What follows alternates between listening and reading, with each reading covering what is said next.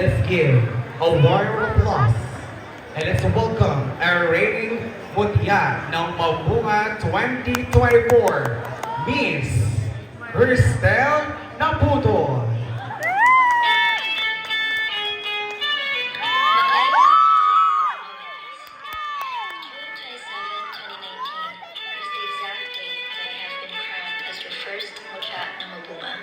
And yes, it has been 5 years ago. I still remember the nervousness and excitement that I have felt that night since it was my first pageant in my entire life. It was a night that would forever be etched in my memory, not only because I was crowned as Ramucha, but because it marked the beginning of a transformative journey. Being crowned as Ramucha ng Mabunga had boosted my confidence and allowed me to showcase my talent, brilliance, and character. Unfortunately, I wasn't able to represent everyone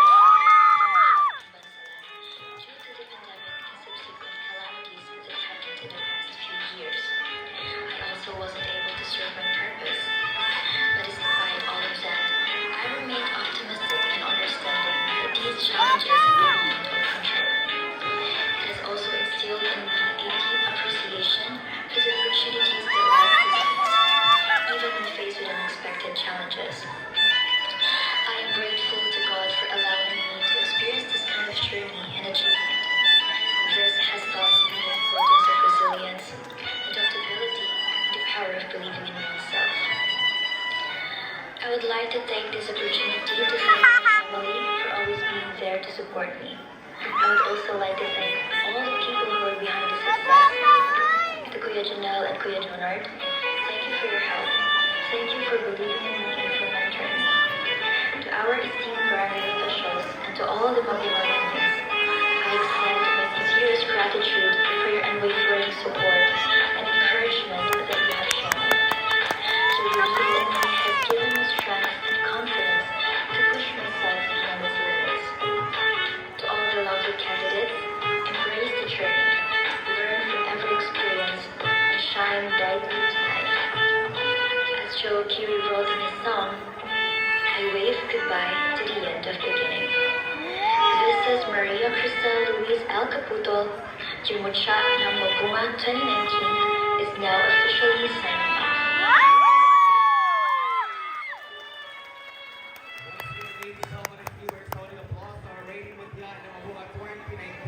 Miss Cristel Naputo. Alright, Miss Cristel, can you please join me here?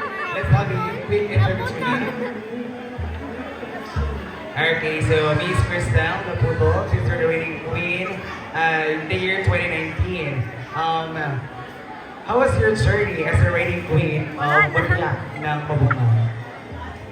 Well, being crowned as a Mucha ng Mabunga was really an unexpected achievement for me. But throughout the 5 years, I wasn't able to serve my purpose because of the pandemic and also to the calamities that happened in the past few years. But despite all of that, I remained optimistic, and it helps me to gain confidence because of the opportunity that was given to me. And I was grateful also to all the people that have supported me throughout the journey. And yes, and all I can say to all the candidates out there, embrace the journey and just enjoy the show. And I am proud to all of you. Thank you.